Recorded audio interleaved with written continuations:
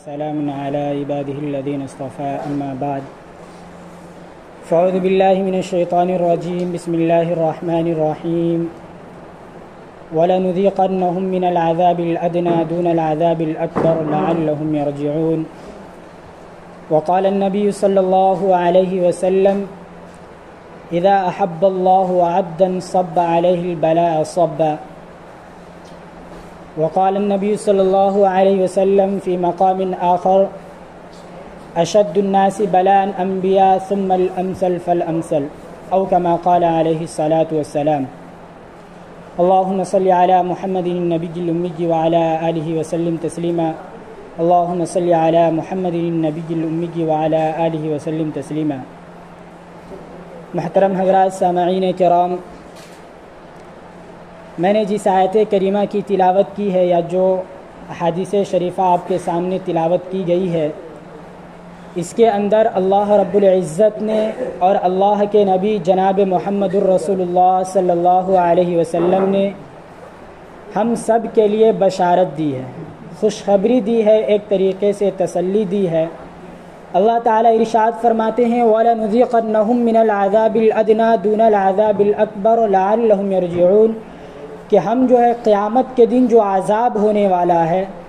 جو پریشانی قیامت کے دن ہوگی، اس سے پہلے، اس عذاب سے پہلے چھوٹا سا عذاب ہم تمہیں دنیا کے اندر دیں گے،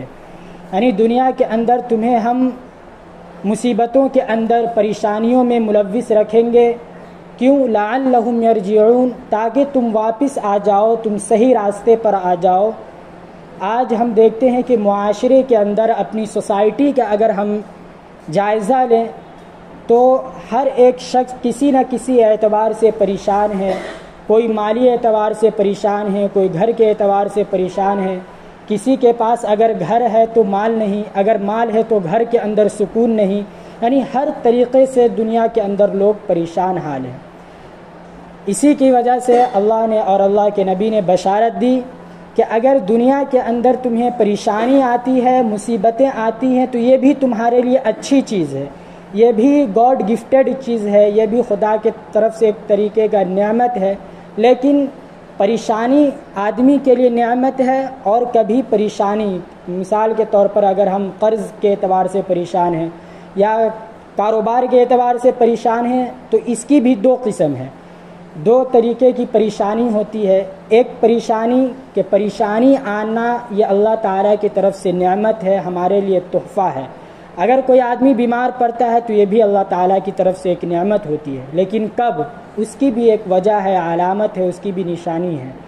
کہ اگر پریشانی آنے کے بعد اگر آدمی کا تعلق اور رابطہ اگر خدا تعالیٰ سے جڑا ہوا ہے،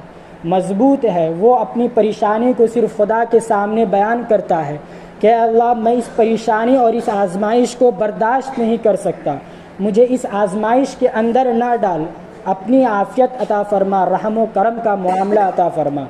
تو اگر یہ طریقہ اگر ہمارا ہے تو یہ پریشانی ہمارے لیے ہماری بلندی کا سبب ہے کہ اللہ تعالیٰ آج پریشانی کے اندر ڈالے ہوا ہے، کل اسی پریشانی کی بدولت ہمیں جو ہے اعلیٰ مقام پر، بڑے منصب پر فائز کرے گا۔ لیکن ایک آدمی اگر پریشان ہے اور پریشانی کا حل وہ دنیاوی اسباب اختیار کر رہا ہے، خدا تعالیٰ سے اپنی پریشانی بیان کرنی چاہیے، وہ خدا تعالیٰ سے پریشانی بیان نہیں کر رہا ہے بلکہ ادھر ادھر بھٹک رہا ہے۔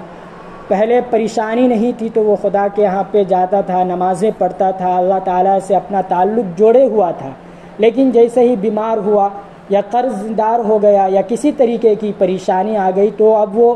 دنیاوی اسباب اختیار کر رہا ہے، نماز چھوڑ رہا ہے یا اسی طریقے سے اللہ تعالیٰ کے اور جو احکامات ہیں اس کو چھوڑ رہا ہے۔ تو یہ پریشانی آدمی کے لیے عذاب ہے، یہ زحمت ہے، رحمت نہیں ہے۔ لیکن اگر پریشانی آتی ہے، ہم اگر اللہ تعالیٰ سے اپنا تعلق اور رابطہ جوڑے رکھے رہتے ہیں تو یہ پریشانی ہمارے لیے اچھی ہے، ہمارے لیے نعمت ہے۔ اسی کے بارے میں اللہ نے فرمایا وَلَنُذِيقَنَّهُم مِّنَ الْعَذَابِ الْأَدْنَىٰ دُونَ الْعَذَابِ الْأَكْبَرِ، کہ قیامت کے دن جو پریشانی آنے والی ہے، جو عذاب آنے والا ہے، اس سے پہلے دنیا کے اندر ہم چھوٹا سا عذاب دیں گے، بڑا عذاب نہیں، چھوٹا سا عذاب دیں گے۔ کیوں؟ لعلہم یرجعون، کہ تم جو راستہ چھوڑے ہوئے ہو، اہدنا الصراط المستقیم کا جو راستہ ہے، جو راستہ ہم نے قرآن کے اندر اور آپ علیہ الصلاۃ والسلام کے ذریعے جو راستہ ہم نے تمہیں بتلایا اس کو جو چھوڑے ہوا ہے، اس کی وجہ سے تمہیں ہم دنیا کے اندر پریشانی دیں گے تاکہ تم سدھر جاؤ، لوٹ کر میرے پاس آ جاؤ۔ پھر اللہ تعالیٰ نے دوسری جگہ ارشاد فرمایا ما اصابکم من مصیبہ فبما کسبت ایدیکم ویعفو عن کثیر، کہ تمہیں جو بھی مصیبتیں آتی ہے، جو بھی پریشانیاں آتی ہے، یا کسی طریقے سے تم مصیبتوں کے اندر گرفتار ہوتے ہو، یہ تمہارے اپنے کرتوتوں کی وجہ سے، یعنی تمہارے ہاتھوں نے جو اعمال کیے ہیں، جو کام کیے ہیں، اسی کی وجہ سے یہ تمام چیزیں ہوتی ہیں۔ پھر آگے اللہ تعالیٰ ارشاد فرماتے ہیں وَيَعْفُو عَنْ كَثِيرٍ، کہ یہ تو بہت ایسے بڑے بڑے گناہ ہیں جس کو ہم معاف کر دیتے ہیں، اور یہ تم بیماری کے اندر ملوث ہوتے ہو، یا اسی طریقے سے قرض تمہارے اوپر آ جاتا ہے، یا گھر کے اندر لڑائی جھگڑے، یا مالی اعتبار سے تم اگر پریشان ہو، تو یہ تمام چیزیں چھوٹی چھوٹی گناہوں پر ہم پکڑ کرتے ہیں۔ اگر بڑے گناہوں پر پکڑ کر لیں تو تمہارے اندر اتنی طاقت اور وسعت اور ہمت نہیں ہے کہ تم اس کو برداشت کر سکو۔ تو یہ جو ہم پریشان ہوتے ہیں، چاہے وہ مال کے اعتبار سے ہو یا کسی بھی اعتبار سے، گھر کے اندر حالات صحیح نہیں ہیں، اگر ہمارے پاس گھر ہے تو گھر کے اندر کی جو کنڈیشن ہے، جو سچویشن ہے وہ خراب ہے، کہ میاں بیوی کے درمیان لڑائی ہو رہی ہے، باپ بیٹے کے درمیان لڑائی ہو رہی ہے، تو یہ سب اللہ تعالیٰ کی طرف سے پریشانی ہے۔ لیکن اگر اسی پریشانی کا صحیح حل اور صحیح راستہ اور صحیح وے اگر اختیار کیا جائے کہ پریشانی آئی اور اللہ تعالیٰ سے مدد مانگا کہ اللہ اس پریشانی کو دور فرما دے، تو اللہ تعالیٰ اس پریشانی کو دور بھی فرما دیں گے، اور ساتھ میں ہماری جو بھی پریشانی اس کو دور فرمانے کے بعد ہمارے درجات کو اور ہمارا جو منصب ہے اس کو آگے کر دیں۔ آج اگر آدمی کسی بھی اعتبار سے پریشان ہے، قرض ہے، وہ بڑے لوگوں کے پاس، امیروں کے پاس دوڑ رہا ہے، لیکن اگر وہی خدا کے پاس چلا جائے اور اپنی شکایت اللہ سے بیان کرے اور اس کے سامنے آہو بکا کرے، گریہ وزاری کرے، تو اللہ تعالیٰ اس کے حل، ان کے تمام مسائل کسی نہ کسی طور پر حل کر دیں گے۔ لیکن اگر صرف وہ بڑے لوگوں کے پاس یا پیسہ والوں کے پاس جائے، مال و دولت والوں کے پاس جائے، تو 99.9% امید ہے کہ وہ تو پریشانی دور نہیں کرے گا، کیونکہ یہ پریشانی تو اللہ تعالیٰ کی طرف سے، وہ تو آپ کی پریشانی دور نہیں کرے گا۔ لیکن وہی اگر سیدھا راستہ ہم اختیار کریں کہ ڈائریکٹ اپنا تعلق اللہ سے جوڑیں، تو اللہ تعالیٰ ہماری تمام پریشانی، چاہے کسی بھی اعتبار سے ہو، غریب کے طرف سے مدد کروا کے یا امیروں سے مدد کروا کے ہماری تمام پریشانی دور کریں۔ تو آج کا جو ٹاپک ہے، جو موضوع بحث وہی ہے کہ ہمیں جو پریشانی آتی ہے وہ بھی اللہ تعالیٰ کی طرف سے ایک نعمت ہے، لیکن اس کو پہچاننے کی ضرورت ہے کہ کون پریشانی اللہ تعالیٰ کی طرف سے نعمت ہے، اللہ تعالیٰ کی طرف سے تحفہ ہے۔ یہی پہچاننے کی ضرورت ہے کہ اگر پریشانی آئی اور ہمارا تعلق خدا سے جڑا رہا اور اپنی شکایت خدا سے بیان کرتے رہے اور اللہ تعالیٰ سے ہم مانگتے رہے، تو یہ پریشانی جو ہے صرف وقتی پریشانی ہے، یہ نہیں کہ ہمیشہ ہم پر یہ پریشانی رہے گی، بلکہ اس پریشانی کو اللہ تعالیٰ ہم سے دور کر دیں گے۔ لیکن پریشانی آئی اور ہم نے اپنا تعلق خدا سے نہیں جوڑا بلکہ کسی اور سے ہم نے مانگنا شروع کر دیا، تو یہ پریشانی آپ کے لیے عذاب ہے۔ اللہ تعالیٰ آپ کو برباد اور نیست و نابود کرنا چاہتا ہے، کیونکہ آپ کا تعلق خدا سے جڑنی چاہیے۔ اگر ایک شخص نماز پڑھ رہا ہے یا اللہ تعالیٰ کے احکامات پر بھی عمل کر رہا ہے، لیکن پریشانی آئے تو اب ڈبل کر رہا ہے، یعنی ڈبل اس کے اندر عبادات کے اندر ڈبل اضافہ کر رہا ہے، تو یہ بھی ایک طرح سے اللہ تعالیٰ کی طرف سے نعمت ہے۔ اس پر یعنی یہ دنیا ایسی جگہ ہے نا، یہاں کوئی یہ چاہے گا کہ ہمیں صرف سکون ملے تو وہ شخص جو ہے دنیا کی حقیقت سے اور دنیا کی جو اصل حقیقت ہے اس سے بے خبر ہے۔ دنیا ایسی جگہ ہے کہ یہاں پر ہر چاہے کتنا بڑا امیر و کبیر آدمی ہو، رئیس ہو، یا اس کے پاس عالیشان بنگلات ہو یا ایئر کنڈیشن کے اندر وہ دن و رات رہتا ہو، پھر بھی آپ اس کے دل کا جائزہ لیجئے اور ان سے اکیلے میں جا کر، تنہائی میں جا کر پوچھے کیا آپ کو دنیا کی ساری سکون مل گئی، ساری راحت مل گئی؟ تو وہ شخص یہی کہے گا کہ دنیا میں سب سے زیادہ بے چین اور پریشان میں ہی ہوں۔ تو یہ نہیں سوچے کہ جس کے پاس مال و دولت ہے تو وہ بہت ہی سکون کی زندگی گزار رہا ہے، ایسا نہیں، بلکہ جس کے پاس مال و دولت ہے وہ اور زیادہ پریشان ہے اور وہ اور زیادہ مصیبتوں کے اندر گرفتار ہے۔ تو ہمارے پاس جو ہے اسی پر خدا کا شکر ادا کرے اور اللہ تعالیٰ کے جو احکامات ہیں اس پر عمل کرے۔ اسی طریقے کا واقعہ ہے کہ ایک شخص جو ہے دنیا کی راحت اور دنیا کی خوشی حاصل کرنا چاہے، تو تو حضرت خضر علیہ السلام کے پاس گیا اور کہا کہ اے اللہ کے نبی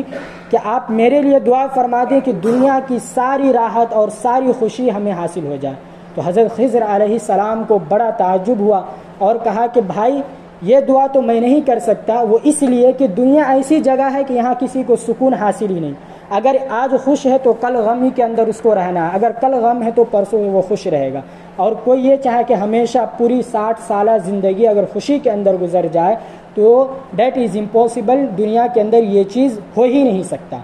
چنانچہ وہ شخص پھر حضرت خضر علیہ السلام نے اس شخص سے کہا کہ جاؤ تم پوری دنیا کا چکر لگاؤ، اگر تمہیں دنیا کے اندر ایک بھی شخص ایسا مل گیا جو ایک دم سکون کی زندگی گزار رہا ہو اور اس کو اس دنیا میں کسی طریقے کی پریشانی نہ ہو، تو ویسے شخص کی مثال اور آئیڈیل میرے پاس لے کے آؤ، میں اس جیسا بننے کی تمہارے لیے اللہ تعالیٰ سے دعا کر دوں گا۔ چنانچہ وہ شخص ہر جگہ چکر کاٹتا رہا، ایک شخص کو دیکھتا کہ بہت امیر ہے، ہر طرح کی آسائش ہے، تو کہتا کہ چلو اس کے جیسا بننے کی کوشش کروں گا، یعنی اللہ کے نبی کو کہوں گا کہ اس طریقے کی دعا کر دیجیے۔ پھر وہ آگے بڑھتا تو دیکھتا کہ اس سے زیادہ بھی امیر ہے، اس سے زیادہ اس کے پاس مال و دولت ہے، پھر اس شخص کی جو ہے اس کے دل کے اندر سے یہ چیز تبدیل ہو جاتی کہ نہیں اب اس کے جیسا بننے کی کوشش کروں۔ چنانچہ اسی طریقے سے وہ سفر کرتا رہا، آخر ایک شخص کے پاس گیا جو جوہری تھا،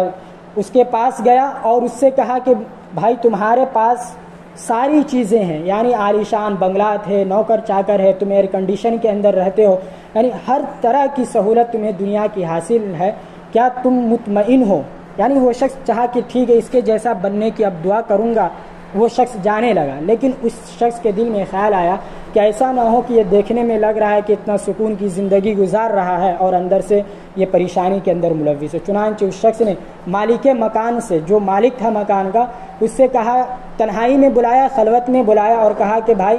تم جو اس اتنے عالی شان بنگلے میں، اتنے بڑے بنگلے کے اندر رہ رہے ہو، کیا تمہیں ہر طرح کا سکون یہاں حاصل ہے؟ تو اب وہ شخص جو ہے اس شخص کو جو ڈھونڈنے آیا تھا امیر لوگ کو، اس کو اکیلے میں لے گیا، تنہائی میں لے گیا اور کہا کہ بھائی پوری دنیا کے جیسا بننے کی کوشش کر لینا، پوری دنیا کے جیسا بننے کی دعا کر لینا، مگر میرے جیسا بننے کی دعا ہرگز مت کرنا۔ پھر اس شخص نے تعجب سے پوچھا کیوں؟ تمہارے پاس تو ہر چیز ہے، ہر طرح کی آسائش موجود ہے، پھر تم کیوں اتنا گھبرا رہے ہو؟ تو اس وقت وہ شخص نے کہا کہ اگرچہ ظاہری اعتبار سے ہم خوش لگ رہے ہیں، لیکن اندرونی اعتبار سے گھر کے حالات اتنے خراب ہیں کہ ہماری بیوی سے پٹری نہیں کھاتی، میرا بیٹا جو ہے میری عزت نہیں کرتا، یعنی ہر طرح ظاہری اعتبار سے سکون ہے لیکن اندرونی اعتبار سے سکون نہیں۔ چنانچہ وہ شخص وہیں پر سے لوٹا اور حضرت خضر علیہ السلام کی دربار میں پہنچا اور فرمایا کہ اے اللہ کے نبی، پوری ہر جگہ میں نے چکر کاٹا، ہر جگہ گھوما، لیکن دنیا کے اندر کوئی ایسا شخص نہیں ملا جو ہر طرح کے آسائش اور ہر طرح کے سکون کے اندر ملوث ہو۔ تو اس وقت حضرت خضر علیہ السلام نے کہا کہ میں نے تمہیں پہلے ہی بتا دیا تھا کہ یہ دنیا ایسی جگہ ہے، چاہے وہ کتنا مال و دولت والا ہو، امیر و کبیر ہو، اس کو سکون اور اطمینان نصیب نہیں بلکہ خوشی کے ساتھ غم بھی لگا ہوا ہے۔ اسی لیے اللہ کے نبی نے فرمایا کہ اشد الناس بلاء الانبیاء ثم الامثل فالامثل، کہ دنیا میں اللہ تعالیٰ کا جو محبوب بندہ ہے، دنیا میں سب سے زیادہ محبوب اور پیارے بندے جو وہ انبیاء علیہم الصلاۃ والسلام ہیں۔ 1,24,000 انبیاء کرام کم و بیش آئے، لیکن ان میں سے اکثر جو ہے غربت کی زندگی گزارے، ان کی زندگی ایسی تھی کہ کئی روز ان کو کھانے کو نصیب نہیں ہوتا تھا۔ تو اب بھلا بتلائیے کہ اگر مال و دولت کے اندر یا اسی طریقے سے عیش و آرام کی زندگی اگر دنیا کے اندر گزارنا مقصود ہوتا تو جو اللہ کے محبوب بندے ہیں، ہمارے نبی ہیں یا اسی طریقے سے اور بھی جو انبیاء کرام ہیں، سب کو اللہ تعالیٰ امیر کبیر یا ہر طرح کا سکون نصیب کرتا ہے، لیکن اللہ کے نبی نے فرمایا اشد الناس بلاء الانبیاء ثم الامثل، کہ دنیا میں اگر سب سے زیادہ پریشانی اگر اٹھانا پڑا ہے یا سب سے زیادہ اگر تکلیفیں برداشت کرنی پڑی ہے تو سب سے انبیاء علیہم الصلاۃ والسلام ہے۔ پھر جو انبیاء علیہم الصلاۃ والسلام سے جو جتنا قریب تھا، یعنی صحابہ کرام ہے، پھر اس کے بعد تبع تابعین ہے، علماء کرام ہے، اسلاف، یعنی جو ان سے جتنا قریب تھا ان کو اتنی زیادہ مصیبتیں اٹھانی پڑی۔ تو یہ جو مصیبتیں آتی ہیں، یہ ہم پر جو پریشانی آتی ہے، چاہے وہ بیماری کی شکل میں ہو یا کسی بھی شکل میں ہمارے سامنے جو پریشانی آتی ہے، ایسا نہیں ہے کہ اللہ تعالی ہم سے نفرت کرتا ہے، بلکہ اللہ تعالیٰ اسی کو مصیبت کے اندر گرفتار کرتا ہے، اسی کو مصیبت میں اور پریشانی کے اندر ڈالتا ہے جس سے وہ زیادہ محبت کرتا ہے۔ جیسے کہ میں نے مثال پیش کر دی کہ دنیا کے اندر سب سے زیادہ مصیبت آئی ہے تو وہ انبیاء کرام کو، اور سب سے محبوب بندہ اللہ کا انبیاء کرام علیہم الصلاۃ والسلام ہی تھے۔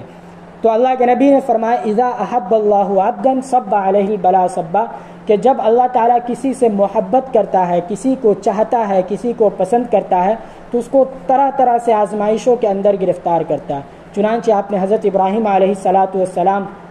کا واقعہ سنا ہوگا کہ کس طریقے سے ان کو آزمایا گیا، کبھی بیوی سے الگ کر کے، بچوں سے الگ کر کے، کبھی بیٹے کی قربانی مانگ کر، حضرت اسماعیل علیہ السلام کی قربانی مانگ کر، طرح طرح سے، اور کبھی آگ میں ڈلوا کر، کبھی نمرود کے سامنے کھڑا کروا کر، ہر طرح سے اللہ نے آزمایا۔ لیکن جب وہ آزمائش پر اتر گئے تب اللہ تعالیٰ نے یہ ان کو مژدہ اور ان کو تحفہ دیا، اپنا دوست کہا واتخذ اللہ ابراہیم خلیلا، کہ اللہ نے ابراہیم علیہ الصلاۃ والسلام کو اپنا دوست بنایا، یہ ان کو مژدہ سنایا، ان کو گفٹ میں عطا کیا۔ تو جب ہمیں بھی، اگر ہم بھی پریشانی کے اندر ملوث ہوتے ہیں تو ہمیں گھبرانے کی اور کسی طریقے کی ہیزیٹیشن محسوس کرنے کی ضرورت نہیں، بلکہ ہمیں صبر کرنا اور اپنی تکلیف اور اپنی پریشانی صرف خدا کے سامنے بیان کرنا۔ یہ نہیں کہ بعض لوگ ایسے ہیں جاہلانہ طور پر یہ کہہ دیتے ہیں کہ یہ تمام پریشانی ہم ہی کو آنی تھی، یا اس طریقے کی پریشانی اللہ ہم ہی کو کیوں دیتا ہے۔ یہ چیزیں جو ہے کفر کی باتیں ہیں، اس طریقے کی باتیں نہیں کرنی چاہیے، بلکہ پریشانی آتی ہے تو دوسروں سے شکوہ شکایت نہیں کرنا، بلکہ صرف اللہ کے سامنے جو ہے اپنی بات رکھنی ہے کہ اللہ یہ جو آزمائش ہم پر آئی ہم اس کو برداشت نہیں کر سکتے ہیں، اپنے فضل و کرم سے اس کو دور فرما دے اور ہمیں عافیت کی زندگی عطا فرما دے، کیونکہ اللہ تعالیٰ نے ارشاد فرمایا کہ ہم دنیا کے اندر ہر کسی کو آزماتے ہیں۔ چنانچہ فرمایا وَلَنَبْلُوَنَّكُمْ بِشَيْءٍ مِّنَ الْخَوْفِ وَالْجُوعِ وَنَقْصٍ مِّنَ الْأَمْوَالِ وَالْأَنفُسِ وَالثَّمَرَاتِ، کہ ہم جو ہے دنیا کے اندر کبھی کسی کے مال کے اندر کمی کر کے، کبھی کسی کے بیٹے بیٹی یا باپ کو مار کر کے، یا کبھی کسی کی کھیتی میں کہ کھیت کر رہا ہے اس کا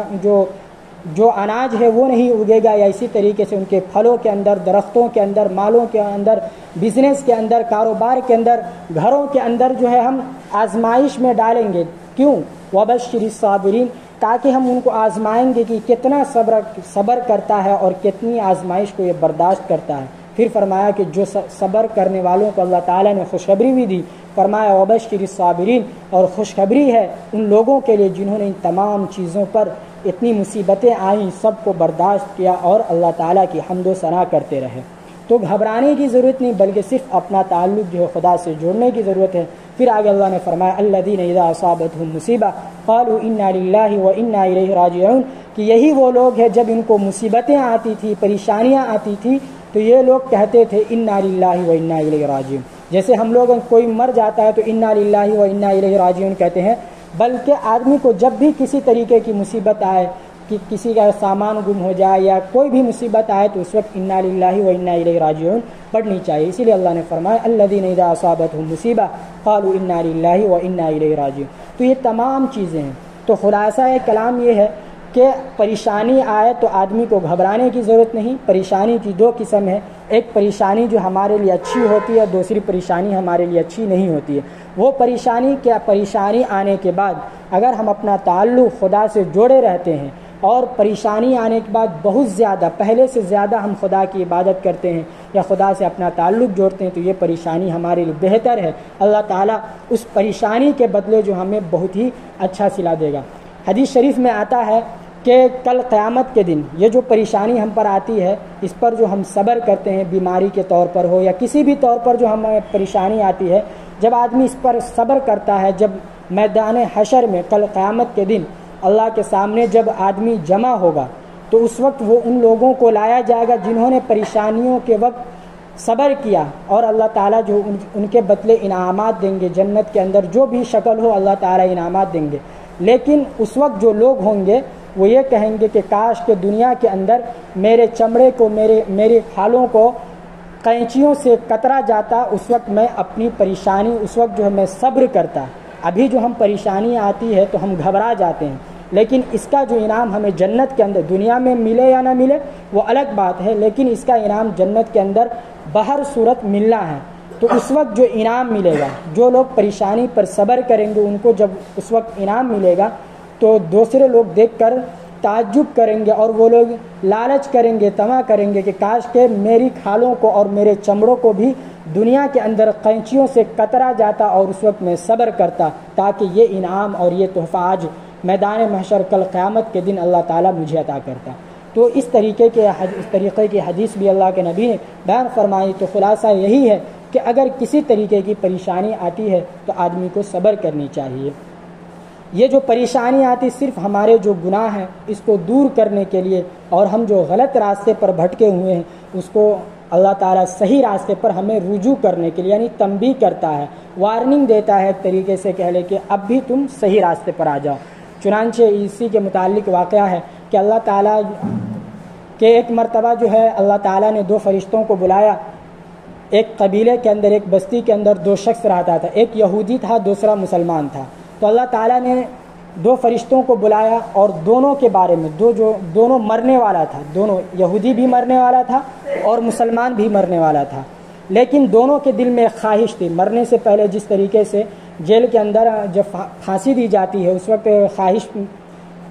کے بارے میں پوچھی جاتی ہے کہ آخری کوئی خواہش، تو اسی طریقے کی خواہش ان دو شخص کے دلوں میں تھا، یہودی اور مسلمان دونوں کے اندر۔ یہودی کے دل میں یہ خواہش تھی کہ اب میں مرنے والا ہوں کہ مجھے مچھلی کھانا ہے، چنانچہ اس کے علاقے میں جتنے بھی تالاب تھے، جتنے بھی سمندر تھے، کسی بھی سمندر اور تالاب میں کہیں بھی مچھلی نہیں تھا۔ اور دوسرا جو مسلمان شخص تھا وہ بھی مرنے والا تھا، بستر مرگ پر وہ بھی لیٹا ہوا تھا، اس کے دل میں خواہش تھی کہ میں زیتون کا تیل کھاؤں، لیکن اس کے الماری کے اندر، اس کے گھر کے اندر الماری میں زیتون کا تیل رکھا ہوا ہے۔ لیکن اب کیا ہوتا ہے وہ دیکھیے کہ اللہ تعالیٰ دو فرشتوں کو بلاتے ہیں اور ایک کو حکم دیتے ہیں کہ جاؤ فلاں قبیلے کے اندر یہودی شخص ہے، اس کے گاؤں کے اندر جو ہے کسی بھی تالاب کے اندر مچھلی نہیں ہے، جا کر ایک تالاب میں مچھلی ڈال دو تاکہ وہ کھا لے۔ اور دوسرے فرشتے کو یہ حکم دیتا ہے کہ فلاں قبیلے کے اندر ایک مسلمان شخص ہے، اس کے الماری میں زیتون کا تیل رکھا ہوا ہے اور اس کو کھانے کا من ہے، وہ جو ہے زیتون کھانا چاہتا ہے، لیکن تم جاؤ اس کی الماری کے اندر سے زیتون کا تیل گرا دو تاکہ وہ کھا نہ سکے۔ اب دونوں فرشتے جب گئے تو دونوں فرشتوں کی ملاقات راستے میں ہوتی ہے اور دونوں اپنے ایک فرشتہ دوسرے سے پوچھتا ہے کہ بھائی تم کہاں جا رہے ہو، دوسرا کہتا ہے کہ تم کہاں جا رہے ہو۔ دونوں نے اپنے واقعات بیان کیے اور دونوں نے اللہ کا جو حکم ملا تھا اس کو تعمیل کرنے کے لیے وہ لوگ چل پڑے۔ جب واپس آئے دونوں کو بات سمجھ میں نہیں آئی، فرشتوں کو یہ بات سمجھ میں نہیں آئی کہ مسلمان جو اللہ کی عبادت کرتا تھا، جو ہمیشہ خدا کی عبادت کرتا تھا اور اطاعت و فرما برداری کرتا تھا، اس کے بارے میں اللہ نے اس کی خواہش اللہ پوری نہیں کر رہا ہے، اور یہودی جو ہمیشہ خدا کی نافرمانی کرتا ہے اس کی خواہش اللہ تعالیٰ پوری کر رہے ہیں۔ آخر کیا وجہ ہے؟ ان دونوں کو بات سمجھ میں نہیں آئی، لیکن حکم کی تعمیل انہوں نے کی۔ جب واپس آئے تو اللہ تعالیٰ سے دریافت فرمایا تو اللہ تعالیٰ نے کہا کہ یہ جو یہودی شخص ہے انہوں نے زندگی کے اندر، ہمارے غیر مسلم ہندو بھائی بھی اچھا کام کرتے ہیں، ایسا نہیں کہ صرف مسلمان ہی اچھا کام کرتا ہے بلکہ ہندو بھائی بھی اچھا کام کرتا ہے، غریبوں کی مدد یا جس اعتبار سے بھی وہ اچھا کام کرے۔ تو اللہ تعالیٰ نے فرمایا یہ جو یہودی شخص ہے اس دنیا کے اندر جتنے بھی اچھے کام کیے تھے سب کا بدلہ میں نے دے دیا، لیکن ایک ہی کام تھا، ایک ہی بدلہ تھا جو دینا باقی تھا، میں نے یہ مچھلی کے شکل میں دے دیا تاکہ کل قیامت کے دن جب یہ آئے میرے پاس تو اس کو ڈائریکٹ جہنم کے اندر بھیجا جائے۔ لیکن یہ مسلمان جو ہے، مسلمان کے جتنے بھی گناہ تھے ہم نے اس کو پریشانی کے اندر کبھی بیمار رکھ کر طرح طرح سے پریشانی دی، اور اس پریشانی کے بدلے میں نے اس کے سارے گناہوں کو معاف کر دیا، یعنی گناہ جو ہے پریشانی میں کٹ گئے، لیکن ایک گناہ جو ہے اس کے ذمے اس کے نامہ اعمال میں تھا، اور اسی گناہ کو مٹانے کے لیے میں نے زیتون کا تیل جو اس کو کھانے کا من تھا اس کی خواہش کو میں نے دبایا تاکہ اس کی وجہ سے اس کو تکلیف ہو اور اس پر وہ صبر کرے، اور صبر کی وجہ سے جو ہے اس کا جو گناہ ہے وہ ختم ہو جائے، تاکہ کل قیامت کے دن میرے سامنے آئے تو بغیر گناہ ایک دم پاک و شفاف ہو کر، پاک و صاف ہو کر میرے سامنے حاضر ہو اور ڈائریکٹ اس کو جنت کے اندر داخل کیا جائے۔ تو اللہ تعالیٰ جو اس طریقے سے ہمیں آزماتا ہے، کبھی پریشانی بیمار کر کے یا جو بھی پریشانی کسی بھی اعتبار سے پریشانی جو آتی ہے تو ان طریقوں سے جو ہے اللہ تعالیٰ ہمیں آزماتا ہے پریشانیوں کے اندر، اور پریشانی بھی ہمارے لیے بطور نعمت اور بطور تحفہ ہوتا ہے، لیکن بس وہی کہ ہمیں پریشانی کو پہچاننے کی ضرورت ہے، پریشانی اگر آتی ہے ہم اپنا تعلق خدا سے جوڑتے ہیں تو یہ پریشانی ہمارے لیے اچھی چیز ہے، اور اگر پریشانی آنے کے بعد اگر ہم اپنا تعلق خدا سے نہیں جوڑتے ہیں، ادھر ادھر بھاگتے ہیں، تو یہ پریشانی ہمارے لیے عذاب ہے۔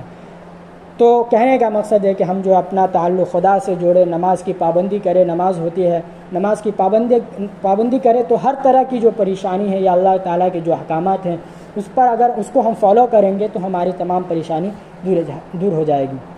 اللہ تعالیٰ سے دعا ہے کہ اللہ تعالیٰ کہنے سننے سے زیادہ عمل کی توفیق عطا فرمائے۔ وآخر دعوانا الحمدللہ۔